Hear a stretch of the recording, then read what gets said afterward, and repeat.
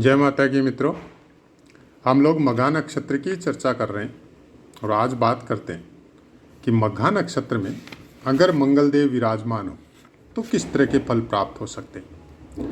अब देखिए, मंगल देव, केतु देव, प्रायकर बोला जाता है कि केतु के फलों को अगर जानना है, इस तरह के फल दे सकते हैं, तो आप मंगल देव को देखिए।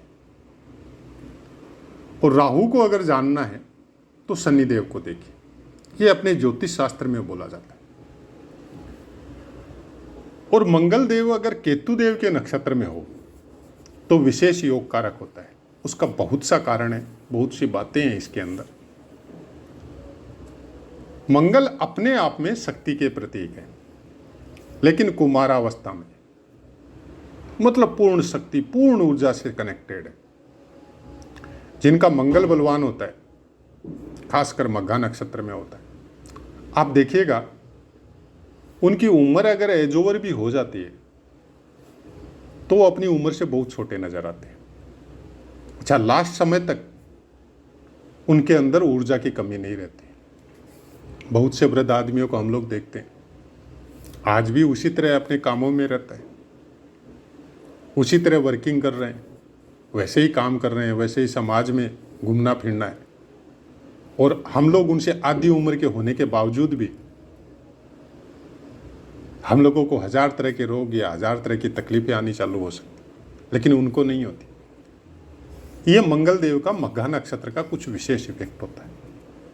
आप अपनी रिसर्च में या अभ्यास में देख लीजिए, 10 में से 8 कुंडली में आपको ऐसा कुछ मिलेगा।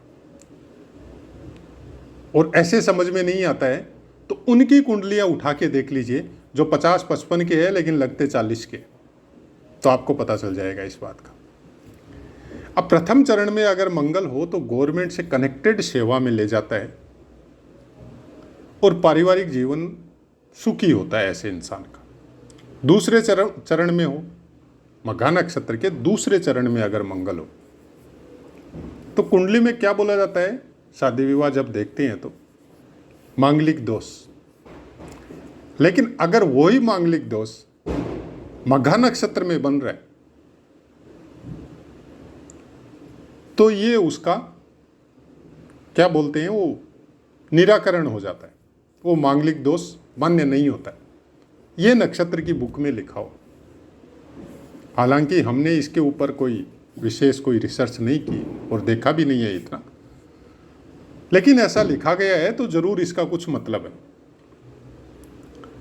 तीसरे चरण में मंगल हो मघा नक्षत्र में तो ऐसा इंसान जीवन भर बिना कोई शिकायत के, बिना किसी को तकलीफ दिए, जो भी जिम्मेदारी इनके सुपुर्द होती है उसको आजीवन निभाता है। आपने देखा होगा ऐसे बहुत से इंसान होते हैं कि जैसे पिता है, वो मरते समय पुत्र के हाथ में उनके छोटे भाई बहनों का हाथ संभला के और चला जाता है, विदा ले लेता है संसार से और बोल के जाता है, बेटा जीवन भर अपने भाई बहनों का ध्यान रखना।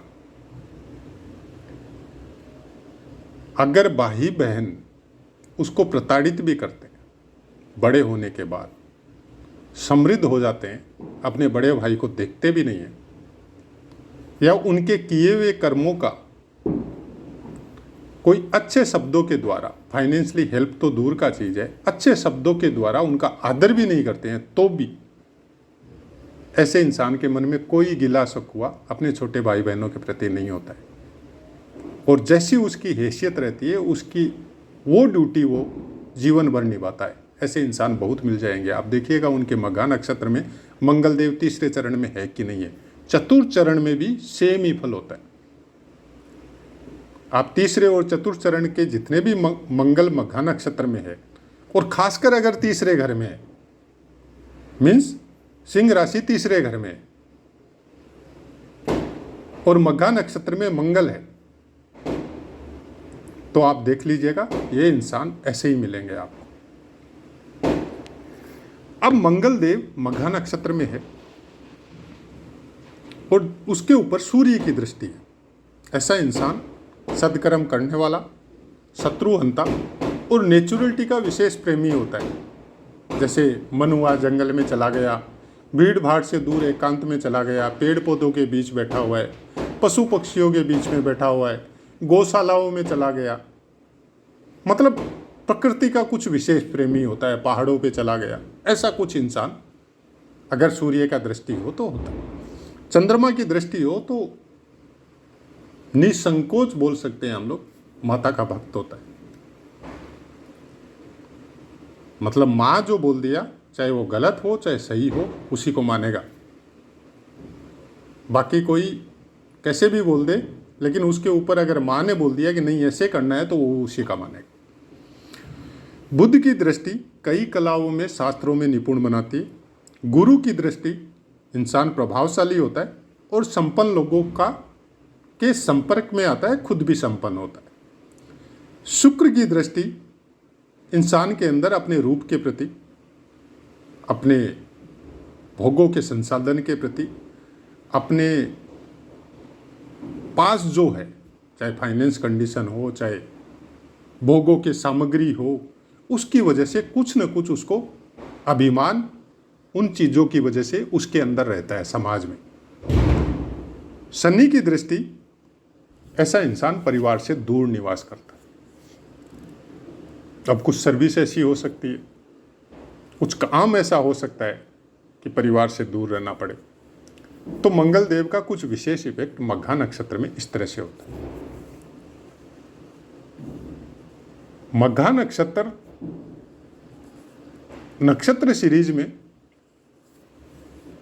हम इसको बहुत अच्छा नक्षत्र मानते हैं, क्योंकि देखिए जिस धारा में चिंतन होता है, जिस धारा में उसका मन लगता है, जिस चीज में वो ज्यादा रिसर्च करता है,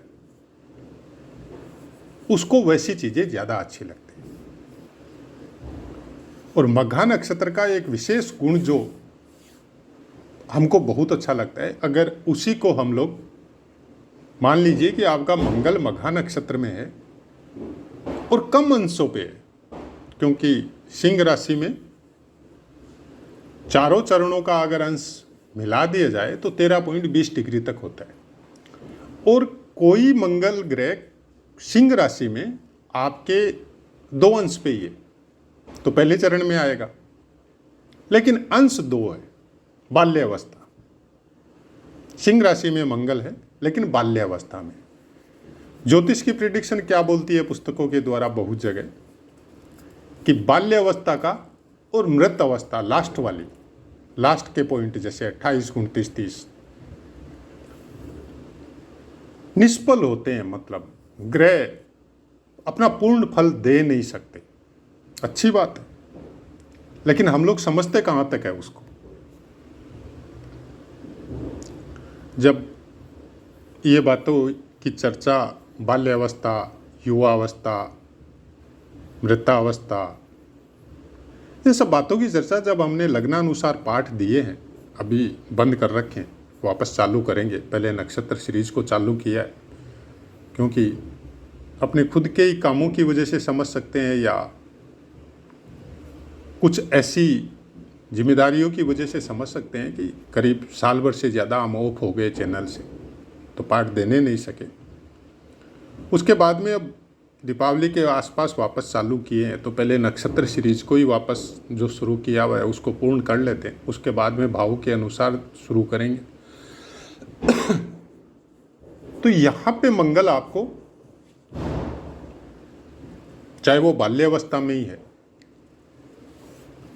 वो अपने फलों में कुछ कमी नहीं करेंगे, खासकर उन चीजों के लिए जिसके लिए मघा नक्षत्र का हम लोग ब्रह्मांड में जो उसके स्वभाव है, उसकी आदतें हैं, उसका ज्ञान है, वो देने के लिए आपको कमी नहीं करेंगे, वो देंगे। मघा नक्षत्र अपने आप में बहुत शक्ति संपन्न है और मंगल का शक्ति जब उससे मिक्सअप होता है या मिलता है और केतुदेव भी अच्छे भावों में विराजमान हो, तो मनुष्य को उस चीज़ों की तरफ दौड़ाता है कि इंसान ये सोचने के लिए मजबूर हो जाता है कि जो मिल रहा है, जो भोग रहे हैं, चाहे सुख के संसाधन हो, चाहे पारिवारिक जिम्मेदारियां हो, चाहे परिवार के लिए सुख जुटाना हो, चाहे अपने लिए सुख जुटाना हो, क्या इसीलिए आए हैं धरती पे?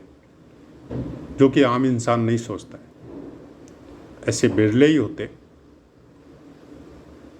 जिनके अंदर कुछ न कुछ इफेक्ट यहाँ पे मंगल या मघा नक्षत्र या केतुदेव का होता है। मोक्ष चाहिए। केतुदेव बोल रहे हैं कि हम आ गए हैं तुम्हारा कुंडली में और तेरे को मोक्ष का भागी बनाएगा। लेकिन मोक्ष मिलेगी कैसे? मोक्ष पाने के लिए आपको शक्ति संपन्न होना पड़ेगा। शक्ति कौन देगा? मंगल। अब मंगल देव से शक्ति मिल गई और केतुदेव ऑलरेडी मघा नक्षत्र का स्वामित्व है, तो मन को कंट्रोल में करना बहुत आसान है। क्योंकि मन तब तक कंट्रोल में नहीं आता है जब तक केतु की दृष्टि या केतुदेव की शक्ति आपके अंदर नहीं है। तब तक वो दौड़ते रहता है भोगों के प्रति, अपनी वासनाओं के प्रति, अपनी इच्छाओं के प्रति। चंद्रमा इंसान को कुछ भी याद नहीं रहने देता। ये चंद्रमा का विशेष गुण है। इसी को कंट्रोल में करने के लिए कि पृथ्वी पे शांति रहे, जीवों के अंदर कुछ इस तरह की भावना रहे कि लोगों का भी भला करे अपने साथ, भगवान शंकर ने इसको शीश पे भी धारण किया। और कुछ नियम हम लोगों के ऋषि मुनियों ने समाज में रहने के लिए संस्कार स्वरूप हम लोगों को दिए, लेकिन हम लोग आज के समय में उसको मानना, आप ये बोल सकते हैं कि क्यों माने, क्योंकि कुछ गलत शब्द हम यूज नहीं करना चाहते। जो मन में आता है वो करने लग गए, कहीं पे भी कंट्रोल नहीं करते। मन में आया वैसा बोल दिया, मन में आया वैसा कर लिया। किसी की बात को कभी भी समझने का भी कोशिश नहीं करते, तुरंत उसका उत्तर रेडीमेड तैयार है हम लोगों के पास। और जब वही चीज़ आफ्टर कुछ समय वापस रिवर्स होके आती है और जब भोगते हैं तो बोलते हैं हमने तो किसी का बुरा किया ही नहीं, फिर हमारे साथ यह तकलीफ क्यों आ रही है। शब्द बाण ऐसे बाण हैं जो सामने वाले की आत्मा में जब आप छेद करते हैं ना, तो वहां से जो पीड़ा जो निकलती है, अब आपका एरो उसको कितना दिन तक रोक सकता है ये उस एरो के ऊपर निर्भर है। लेकिन ये मान के चलिए कि जितना दिन वो रुकती है ना, वो पावरफुल होती है। प्रतिदिन तुरंत मिल जाए। हमने कोई बुरा काम किया और हमको तुरंत फल दे दिया। हमारे केतुदेव इस तरह से बैठे हुए कुंडली में कि किसी के मतलब कोई जानवर के प्रति भी मन में गुस्सा आ गया ना, मतलब उसको प्रताड़ना देना तो दूर का बात है, जानवर के प्रति मन में गुस्सा भी आ गया कि आपका बुरा कर दिया और आपके मन में उसके प्रति थोड़ा सा गुस्सा भी पनप गया, उसका तुरंत फल मिलता है। इसका मतलब आपके केतुदेव बहुत अच्छी प्लेसमेंट में आपके साथ बैठे हुए हैं और आपको इंडिकेशन दे रहे हैं कि तुम्हारा जन्म किसी को प्रताड़ना देने के लिए नहीं हुआ है। जानवर तुम्हारी सीमा में घुसा है, जानवर को पता नहीं है तुम्हारी सीमा है क्या। तुम्हारे खेत में घुस गया, तुम्हारी फसल खा गया, उसको क्या पता है तुम्हारी सीमा है। वो नेचुरलिटी के हिसाब से अपने जीवन का निर्वाह कर रहा है। सीमा तो हम लोगों ने बना ली, तो हमने क्या किया, उसको प्रताड़ित किया। चाहे लाठी से किया, चाहे कोई इंस्ट्रूमेंट के द्वारा किया, चाहे कोई ऐसे ऐसे सिस्टम आजकल आ गए कि जानवरों को करंट लग जाता है। तो आप क्या सोचते हैं, उसकी पीड़ा जो उस समय उसको हुई, उसको तकलीफ जो उस समय उसको मिली, उससे बच जाएंगे? कभी नहीं बचेंगे। और सबसे बड़ी दुख और तकलीफ की बात तब होती है कि उस पीड़ा का फल आपको तुरंत नहीं मिलता है, एक समय के बाद में मिलता है। कि हमारी कुंडली में ग्रह नक्षत्र बहुत अच्छे विराजमान है और हमारा अच्छा समय चल रहा है, उस समय आपको पीड़ा नहीं मिलेगी, क्योंकि आपका एरो उस पीड़ा से ज़्यादा स्ट्रोंग है। जैसे ही एरो कमज़ोर हुआ, वो पीड़ा जो इतने दिन तक रुकी हुई थी, वो चक्रवर्ती ब्याज के हिसाब से बड़ी होती जा रही है और आपका एरो धीरे धीरे कम होते जा रहा है। जैसे ही कुंडली में गोचर के द्वारा या महादशा के द्वारा थोड़ा सा भी खराब समय आया, वो एक साथ अटैक करती है। बोलते हैं ना, एक्सीडेंट हो गया, हार्ट अटैक आ गया, या ऐसा कोई रोग सामने आ गया जो ठीक होना बड़ा मुश्किल है, अब तो बिस्तर पे ही रहना पड़ेगा। जबकि जन्म कुंडली में ऐसा कुछ था ही नहीं, हम लोगों ने कर्मों के द्वारा उसको बना दिया ऐसा। तो ऐसी बहुत सी बातें, वैसे ही अच्छे कर्म है। आप ये मत सोचिए कि केवल बुरे कर्मों का ही चक्रवृद्धि ब्याज से मिलता है, नहीं, अच्छे कर्मों का भी मिलता है। आप कहीं पे सर्विस कर रहे हैं और बहुत वर्क कर रहे हैं, साथ में सीख भी रहे हैं, लेकिन आपकी सैलरी बहुत कम है बनिस्पत दूसरे के। सेम काम आप कर रहे हैं और उससे 5 गुना कर रहे हैं, लेकिन आपकी सैलरी उससे 5 टाइम नीचे है, लेकिन आप अनवरत लगे हुए, आपने कोई ध्यान नहीं दिया, उस चीज़ के ऊपर आपकी दृष्टि नहीं है, आपको जो काम समझाया गया वो आप अनवरत कर रहे हैं। यह है मघा नक्षत्र के मंगल का फल। अनवरत करते जा रहा है इंसान, क्योंकि उसका खराब समय चल रहा है, उसकी दशा महादशा उसको सपोर्ट नहीं कर रही, उसके काम का फल उसको मिल नहीं रहा है। कहाँ मिल रहा है? नेचुरलिटी में वो विथ इंटरेस्ट ग्रो हो रहा है, बहुत अच्छा से ग्रो हो रहा है। ऐसा नहीं है वो ग्रो नहीं हो रहा है, वो बढ़ रहा है। और उसकी इंटरेस्ट की रेट भी अच्छे कर्मों की, खासकर कलयुग में, बहुत हैवी होती है। बैंक, नॉर्मल शब्दों में सोचे तो बैंक आपको 8%, 7% या 10% मैक्सिमम एफडी पे ब्याज देता है। नेचुरलिटी आपको अच्छे कर्मों के लिए 100 टाइम्स ऑफ परसेंटेज ब्याज देती है। वो ग्रो होते जा रही है, हर 3 साल में, 1 साल में डबल होते जा रही है। जैसे ही आपका एरो थोड़ा सा स्ट्रोंग हुआ, मतलब कोई थोड़ी सी अंतरदशा किसी की अच्छी आई, उसी समय आके वो आपको हिट कर जाएगा। देखते नहीं, शेयर मार्केट में 1 करोड़ रुपए कमा लिया भाई ने, लॉटरी लग गई किसी की। सर काम करते करते, मतलब जहाँ काम कर रहा था वहाँ के मालिक की ऐसी दृष्टि पड़ी कि उस जगह का मालिक उसको बना दिया और उसने दूसरी जगह काम खोला हुआ है उसको संभालने लग गया और वो जगह उसको संभाला दी। ये अच्छे कर्मों का नतीजा है। कुंडली में ऐसा कुछ था ही नहीं। फिर क्या होता है, या तो उसकी डाउनग्रेड आई या उसकी अपग्रेड आई और उसी समय कुंडली दिखाई, तो हम लोग फिर सूत्र खोजते हैं कि नहीं, इसकी चंद्रमा की अंतरदशा आई थी, इसको बहुत अच्छा फल दे दिया। बहुत अच्छा फल क्या इतना देना जरूरी था? इतना तो नहीं देना चाहिए था, फिर कैसे दे दिया? नहीं, हम लोग फिर उसको, हम लोग ज्योतिष है, वो अपना रास्ता निकालते हैं, फिर मिलाते रहते, बोलो नहीं उसकी प्राण दशा आई थी उस समय राहु की, तो राहु ने अचानक उसको धन दिलवा दिया। गजब है भाई। कर्मों के विषय में कोई बात नहीं करता, काम क्या कर रहे हो। होरा पाराशर जब पढ़ते हैं तो शुरू में ही बोला जाता है, देश काल और परिस्थिति अनुसार फल कहना चाहिए। इंसान को देखो, उसके कर्मों को देखो, उसकी परिस्थिति को देखो, कैसे काम कर रहा है वो देखो, किस संस्कारों से उसका डेवलपमेंट हुआ है वो देखो। उसके बाद में सोचो कि आगे ये फल इसको कैसे प्राप्त होंगे, क्योंकि जो कर रहा है उसका भी फल उसको मिलना है। ऐसा बात नहीं है मिलना नहीं है, उसका भी मिलेगा उसको। तो ऐसा ही कुछ है, इस चैनल में इसी तरह की बातें की जाती है।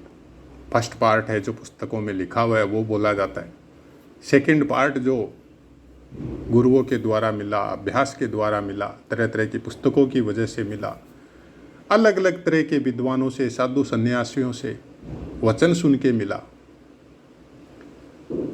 अपने इष्ट का ध्यान करके मिला। सेकंड पार्ट उसको बोला जाता है, वो सब बातें बोली जाती है। आप किस तरह से समझते हैं यह आपके ऊपर निर्भर है।